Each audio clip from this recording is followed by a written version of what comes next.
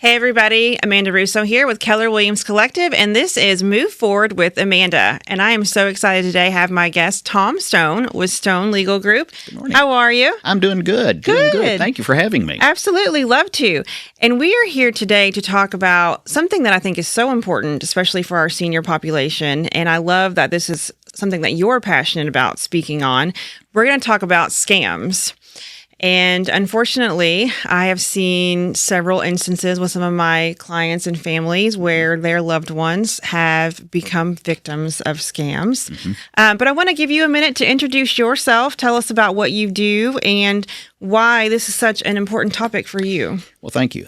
First of all, I started Stone Legal Group a long time ago, and the focus of Stone Legal Group is to do estate planning and render probate services for those that don't plan, as well as trust administration.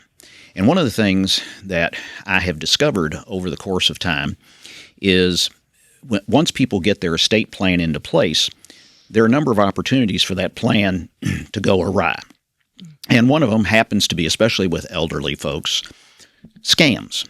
People are out there all over trying to separate you from your money. And unfortunately, we can draft the best plan in the world to make sure that what you want to happen when you're gone happens. Take care of your spouse, take care of your children, take care of your charity. All of that we can do, but where we can't is protect your money, protect your assets from scammers. Predators, yeah. Right. And some of the most recent survey information that we've got is that scams have cost just people in general about $1.2 billion. And we know that number is very, very low because only about 1 in 44 scams gets reported. So there's 43 other scams out there that never see the light of day. The reason being, people are embarrassed that they were conned or scammed out of their money. And one of the things that we start with when talking about this particular topic is the 3 key words would be stop, look, listen. The reason for that is scammers prey on pressure. They don't want you to think. So if something pops up, the first thing you want to do is stop and go, wait a minute. Because they're going to present a sense of urgency. Exactly. That it has to be done now. They want to keep you under pressure so that you don't have time to think about it. Secondly, look at it. Especially when we say look, things like emails that you get, for example, or text messages on your phone. Sometimes it's very obvious words are misspelled. Sometimes it may be something smaller, but there usually are some sort of giveaway that's there if you take the time to look. And then last, listen. And when I say listen, talk to someone. Say, does this seem right to you? Ask a friend, one of your children maybe. Does this seem right to you? And a lot of times after you talk about it, you'll find out, oh, yeah, okay, duh, I should have seen that. Doesn't really make sense. Doesn't make sense. So as you said, here are some of the basic signs of what a scam looks like. A problem. They bring a problem to you, or maybe it's a prize that they're wanting to give you, and you go, well, wait a minute, I've never registered for it. As you said a moment ago, pressure. They want to pressure you to act quickly. 3, have you pay in unconventional ways, gift cards, cryptocurrency, debit cards, wire money, mailing cash. Heavens, that is one of the. No, that's just bad. And a lot of times they will pretend that it's a familiar organization that you know, so that lends a little more air of authenticity to it. But again, it's not quite right. Or if it's like an email, they're going to ask you to click on a link that you don't know, and then once you've clicked on the link, boom, they're off to the races. When we're talking about senior citizens too, one of the factors that we like to bring out is federal government agencies, IRS, Medicare, Social Security. They're never going to call you on the phone. That's one thing I was saying is if you get even a bank, like most of the time, these services are not going to reach out to you. Correct. Or if someone does, you hang up and then you call a number back. Correct. That you know is the correct number. Yes, they are never going to email you and say you've got a problem. They're not going to come to your door and say you've got to pay your taxes, for example, if it's the IRS. They don't. That's not how they operate. They will they will send you communication via the United States Postal Service. That's how they're going to get in touch with you. They're never going to use any of the social media or anything like that to reach out to you. So. And unfortunately, the senior citizens now are kind of in between two generations. We have the silent generation, which is unfortunately dwindling very quickly, and they are probably the most trusting of all of the age groups that are out there. And that's like our folks that are like 90 and above. 90 and above. And they came from an upbringing that authorities or authority organizations can be trusted. Right. And you respected that. Right. The baby boomers, who are those born between 1946 to 1964, they're now getting into that elderly range, especially the ones from the very beginning. They're a little more questionable, but not enough. And so they, too, are subject to being scammed by some of these, quote, authority-looking scammers out there that try to impersonate a government figure or an organization that sounds official. One of the ways that we try to talk about looking out is when you get an email from someone you don't know, there are some things you can do. Number one, you can roll over from their address and hold your cursor there, and a lot of times you'll find out it looks authority-like. It might say like irs.com. Well, there's your first one. It would be irs.gov, but it's irs.com. But then when you roll your mouse over and look and hold it there for about 3 or 4 seconds, it'll show you the real address that it came from, and it may be something totally, totally different. That's a clue. That's the look part that I was talking about a few moments ago. Look at that email and see, does it look legit? Secondly, you want to make sure that as you look in through the email, does it read correctly? Are there misspelled words? Is the punctuation kind of weird? Are they forgetting to put in prepositions there where we would normally put them in a communication like that? And then are they asking you to do something different that's kind of out of the ordinary? All of these are clues that this email is fake. And another one that's kind of in that vein is, oh, look at these pictures. And that's all that's on there. Well, that link is probably bad. It's trying to get into your computer. Because let's face it, at the end of the day, that's what the scammer wants to do. They want to get access to your personal information. They want to make it easy for them to get your money from you. And the examples are, we could literally sit here way longer than you have time for this podcast to talk about the different scams that are out there. But one of the ones that it's kind of close to me in this sense. A fellow colleague of mine in the legal field, and this is probably about, 7 to 8 years ago now, got a call. And the call said that they were from the Jefferson County Sheriff's Department, and that they had that this particular individual had failed to show up for jury duty, and that they had a warrant for her arrest. So, of course, they were extremely upset by that word. So the first thing they didn't do was stop. So then this individual on the other end started to give some very specific instructions that they were to go to the bank, withdraw $15,000 in cash, and meet the sheriff, quote unquote, on a street corner near the Hall of Justice, but not in the sheriff's office. That individual went to the bank, was getting ready to do the withdrawal, and the bank teller said, "Wait a minute, why are you withdrawing this? This is a very large withdrawal for you. What are you doing?" And when they explained what they were doing, they said, "Wait a minute, let's check this out." But essentially, one step away, because once she had the money, she was going to give it to the stranger, and it would be gone. Well, thank goodness for that bank teller.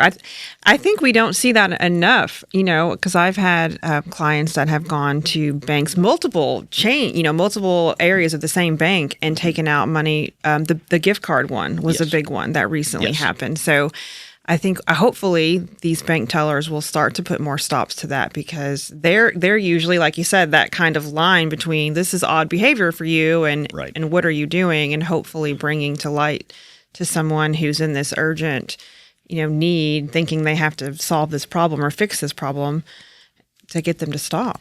Well, and that's the talking to another person part of that. Bank tellers kind of know if you go to the same branch and generally to the same teller or tellers that are working at the bank, they tend to know, what your routine is. They can see your account and what is coming and going out of that account. And when they see large, especially cash withdrawals, it's kind of a red flag for them that this is out of the ordinary for you, especially someone that doesn't withdraw large amounts, but never, except buying a house or something, which you'd get a check. You'd never do that and bring cash to a closing, for example, in your business. More than likely not. Well, I can tell you the closing attorney is going to go, "Oh, no, bring me a certified check." Yeah. Absolutely right. And then another one, and this one was on, I saw this one probably about a year ago on the news. An elderly gentleman received a call from what was supposed to be his bank. And they said, we have a security problem here at the bank, and we're afraid that your account might be susceptible. So what we want you to do is we want you to withdraw the money from your savings account. This was a particular savings account. We want you to withdraw your money from a savings account. We want you to go to where we have a safe box at a convenience store. Now, what bank is going to be doing business in a convenience store? Okay, there's, again, clue number one. And deposit the money in this box for safekeeping. Well, when you got to the store, it was a cryptocurrency box. And here he was feeding money into this box, and the clerk at the store looked over and said, How much what are you doing? He said, and he repeated the story, and at that point, he'd already put $40,000 into this box. Well, the store clerk called the police, and an officer arrived, and he came in. He said, "Whoa, what are you doing? What are you doing?" He just kept feeding the money. By the time the police officer got him to stop, he had put $60,000 in the box, and it was gone, basically gone, because it was converted into cryptocurrency. So it was gone. Because he was so assured that this bank... Right. And to your point a moment ago, if you get a call from your bank, supposedly that there is something wrong with your account, you need to hang up that phone call right away and then go and get like a bank statement from one of your accounts or your checking account, savings account, whatever it is they're talking about, and call that number, not the number that they're telling you to call on the phone or telling you to call, for example, in an email. You don't want to do that. Or if it's about your credit card, there's a credit card problem. Call the number on the back of your credit card, not the one that's in the email that you got or the text message that you got and said, "We're having problems with your credit card." Because again, the bank is not going to communicate with you in that fashion. So those are a couple of the really, really big ones. And of course, you mentioned earlier gift cards. My colleague that I was telling you about, the kind of sideways one of that is they want you to pay fines using gift cards. Governments will never ask you to pay a fine, a fee, or anything of this nature using a gift card. Because what the scammer does is they will tell you to go get a gift card in X amount of dollars, and then they'll ask you to read the code off the back of it. And once they have all the numbers and the code off the back of it, then they go and redeem that money and pull it right off. So that's how they use gift cards as a way to get money out of you that you aren't intending to give away for free. Anytime someone is long ago, and this scheme has been around for a very, very long time, but they've updated it now in the electronic age, and it's called the pigeon drop, is what it used to be called. And what it would be is somebody would walk up to you on the street and say, "Hey, I just got $5,000, and I want to share it with you, but I need to see that you're a good person, so I want you to go to the bank and withdraw $1,000 and show it to me." Okay, so they go. They think, "Oh, this is great. I'm going to get $2,500 for free. Wonderful."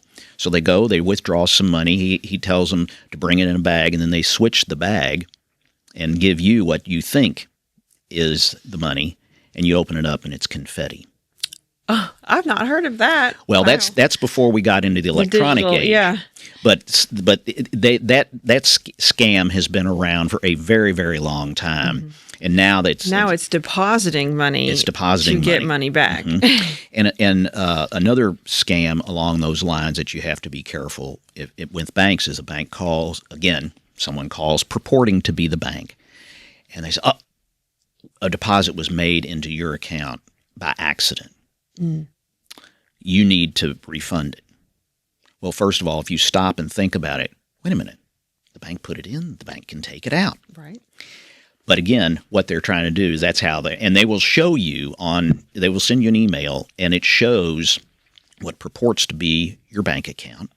It purports to show say, $15,000 deposit into your account that was made by accident.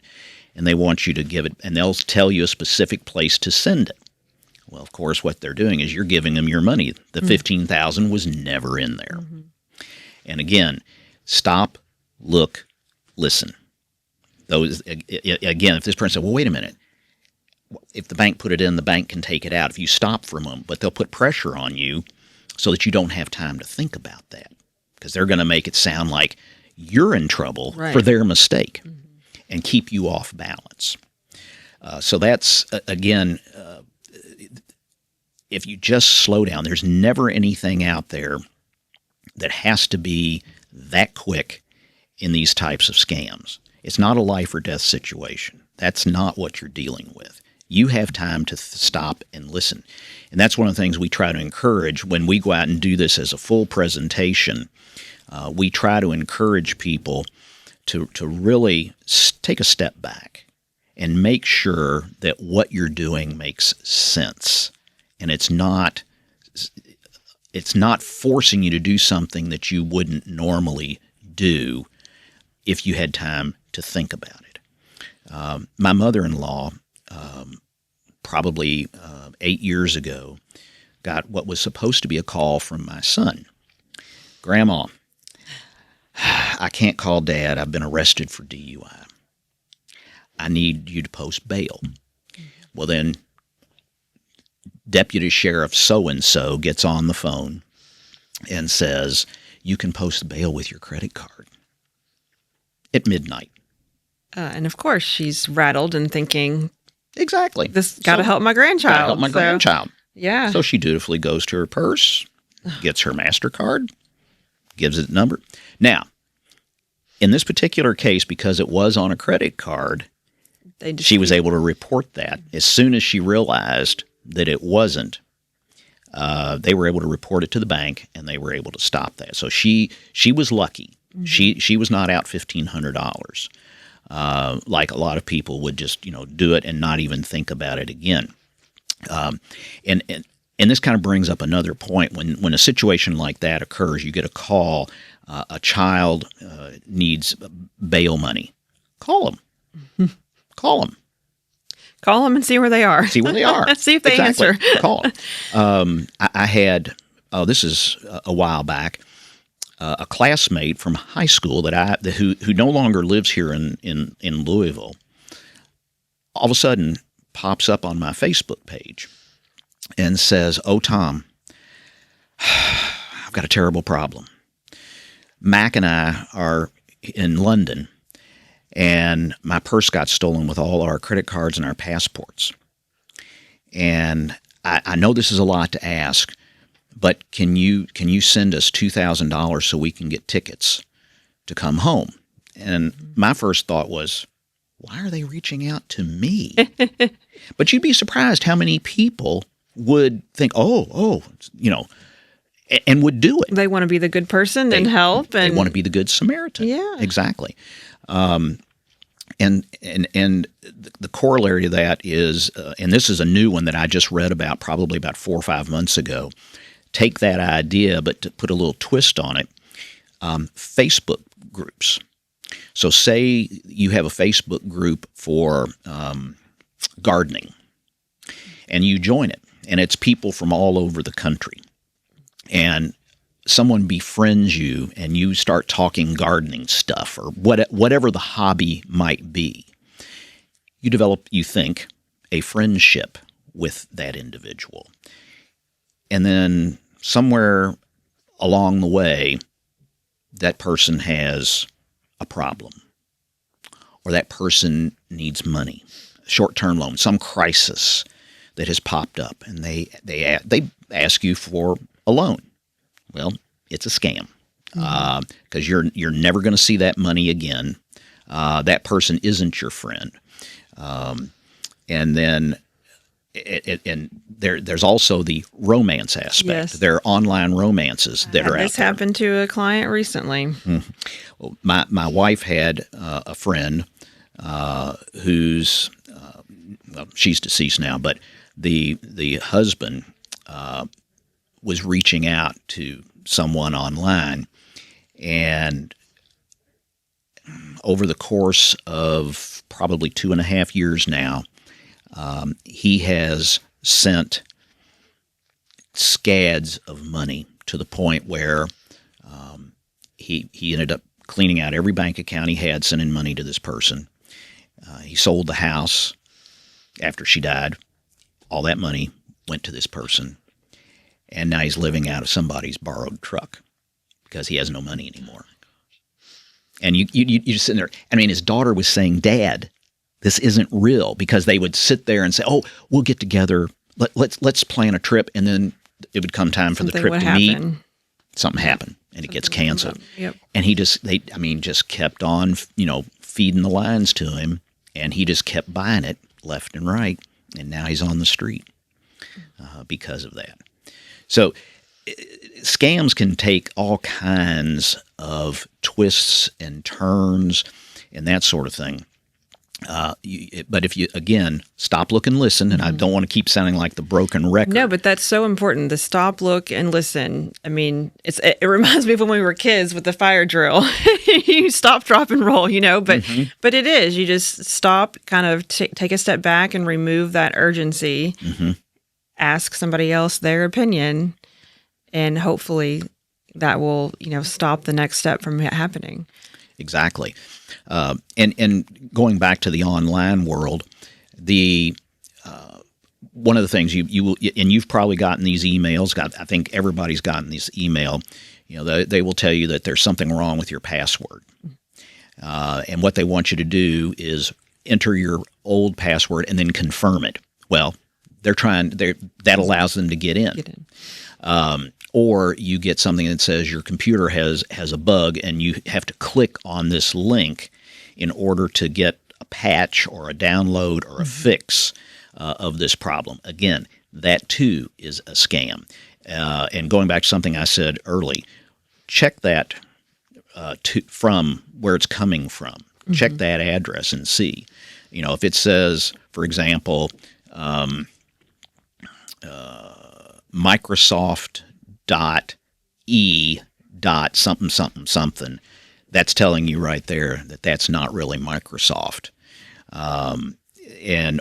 Sometimes you'll see ads that come up, and they want you to, quote unquote, order something.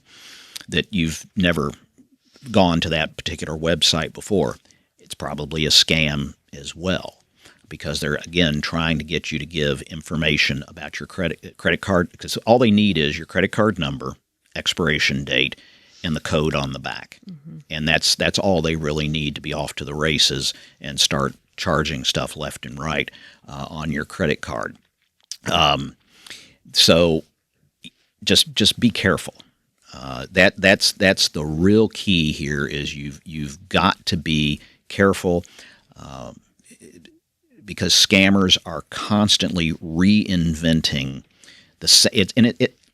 when you get down to the basics, it's really the same thing at its core. They just box it up differently. It's kind of like changing the paint color in your room. It's still the bedroom, but today it's green, tomorrow it could be blue. Yeah. And that's basically how scammers are working, is they're just taking the tools that are out there and reinventing the same old thing over and over and over. So that's great information and so important. And for the kids that are out here that are looking out for their parents, if they're, hopefully they have a power of attorney or some kind of document set up that gives them the authority to watch over these bank accounts, and make sure that there isn't anything that shouldn't be happening on their parents' accounts. So true. Yeah. So true. And speaking of kids, let me throw one other one out here if we've got a moment or two left. Sure. QR codes. Be very careful when you get a QR code online, because it and especially from an email that you have never corresponded with. That's a clue right there that you should be highly suspicious. If you get that just says, scan this QR code to get a prize or something of this nature, it's probably, again, trying to get into your phone and get information because how many of us have all kinds of stuff? We've got credit cards, we've got, our virtual wallets. All of our personal information is right there to be scammed. And the other side of that is, if someone comes up, and this is another one that again is targeted more to the elderly, but could just as easily be you and me, and that is somebody comes up and they've got some problem, they've lost their phone, they need to call someone, they want to borrow your phone. Well, first of all, if you believe that is a legitimate request from someone you don't know, ask for what the number is. In other words, don't let the phone out of your control. Because once they have access, to your phone, they can be dialing into your wallet. They can be doing all kinds of stuff really, really fast and download it to somewhere else. And now they're in and they've got all that. But to come back to that, dial the number, hold it in your hand the entire time, put it on speaker, let that conversation take place while you hold the phone. Do not let go of your phone in that circumstance, especially to a stranger. Never share that information with them. Wonderful. Well, all good information to have here. Yeah. So if anybody needs to reach out to you just for some estate planning advice, what's the best way for them to reach you? Best way is to get our phone is 502-326-5550. You can email tom@stonelegalgroup.com. Perfect. Well, thank you so much. I'm going to ask you to say it again because I think it's so important. What are the 3 words? Stop, look, listen. All right, guys, you heard it. If you see any kind of scams, make sure you are doing those 3 things. Thank you so much for your time today, Tom. I greatly appreciate it, and hopefully we'll talk to you again soon. Thank you for having me, and I really enjoyed it.